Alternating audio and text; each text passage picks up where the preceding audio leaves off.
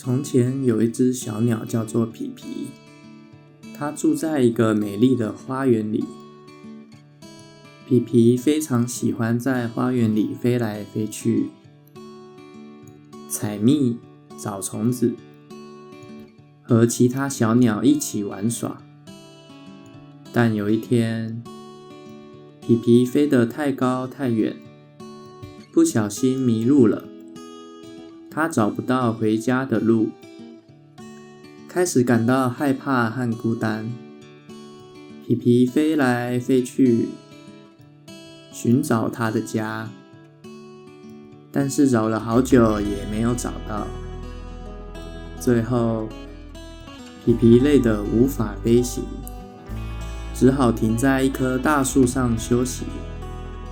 就在此时，一位小女孩经过这里，看到皮皮颤抖的身体，于是她轻轻地用手指摸了摸她的头。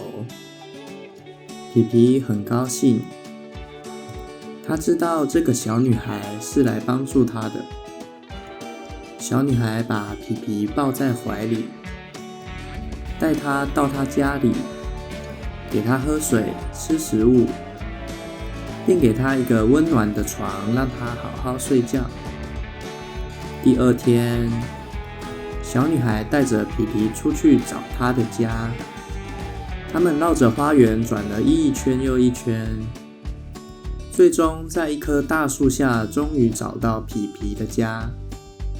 皮皮非常高兴，跳到她的窝里，开始唱着欢乐的歌曲。小女孩也非常高兴，看到皮皮找到了她的家。她和皮皮成为了好朋友，每天都一起玩耍。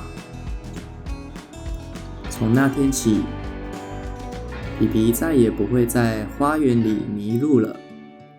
她知道有一位好朋友会帮助她回到家。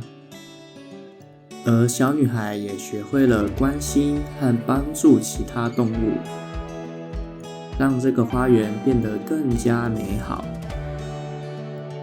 透过这个故事，希望能够提醒读者们，我们每个人都可以成为像小女孩一样的善良者，去关心和帮助那些需要帮助的人和动物，让这个世界变得更加美好。